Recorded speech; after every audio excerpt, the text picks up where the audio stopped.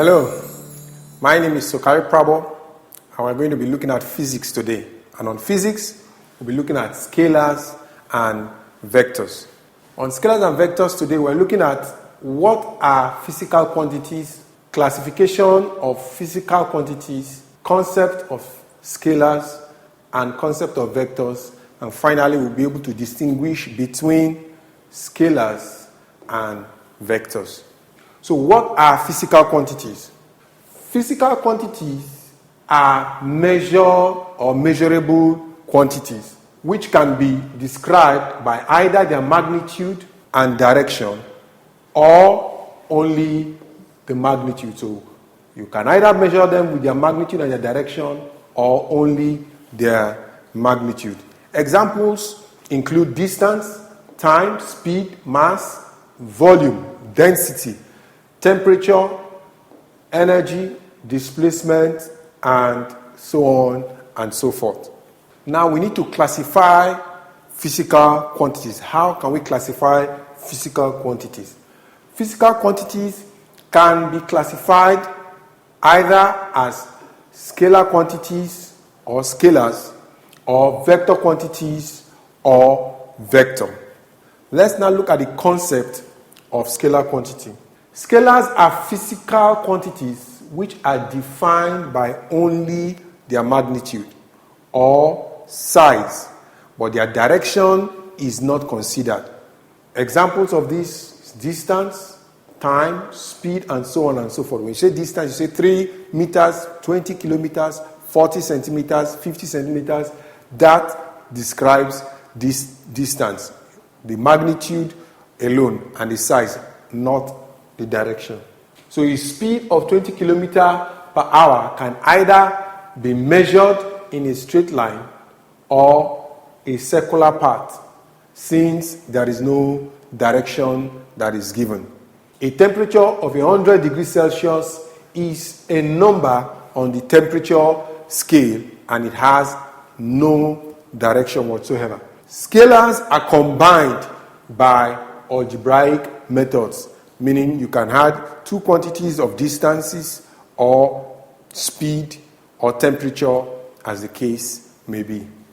Let's look at an example. A combination of a distance of 10 kilometers and 50 kilometers. We can just add them. 10 kilometers plus 50 kilometers will give us 60 kilometers. Let's now look at the concept of vectors. Vectors, we have said, are described by their magnitude or size, and their direction is also considered. So vectors are physical quantities defined by both their magnitude or size and their direction. Examples are displacement, velocity, acceleration, weight, momentum, and so on and so forth. So when you are looking at displacement, you can say 10 kilometers in the northern direction, or 10 kilometers eastward, 10 kilometers westward, 10 kilometers southeastward, as the case may be. So vectors are combined by geometrical methods, and these geometrical methods can either be by drawing them to scale, the quantities involved, or we can use mathematical tools like trigonometric rules, sine, cosine rule, Pythagoras theorem, to be able to combine two or more vectors. So a vector can be represented in a special way, and the special way is that it is represented by a straight line with an arrowhead. The length of the line is drawn in proportion to the magnitude or size, while the arrowhead indicates the direction of the vector. So if it's pointing northwards, it means the direction of that vector is towards the north. This is an example of a representation of a vector. Using a scale of 1 centimeter to 20 kilometers to represent 20 kilometers per hour, a velocity of 200 kilometers per hour can be represented as shown here. What is happening here is that when it's drawn to scale, 200 kilometers per hour will be represented by this line. a 10 centimeter line going by the scale that has been given, and it is pointing in the northern direction as shown by the arrow head. Now we need to be able to distinguish between scalars and vector quantities. So what is this distinction? Scalar quantities have magnitude or size, or they do not have any direction. They are combined by algebraic method, and they are represented only by a numerical value of their magnitude. And then finally we have some examples in distance, in speed, in mass, in density, and so on and so forth. While on the other hand, vectors have both magnitude or size and direction, and they are combined geometrically, either by drawing them to scale or we use trigonometrical rules. Vectors can be represented by a straight line that ends in an arrowhead. Examples are displacement, velocity, acceleration, and force. We have many more. So let's look at a simple example to see if we understand so far what we have been looking at. And this example says, which of the following is a feature of a vector quantity? A, magnitude only. B, direction. C, size only. And D, A and B above. So what did we talk about? Vector. We say vector has both magnitude or size and direction.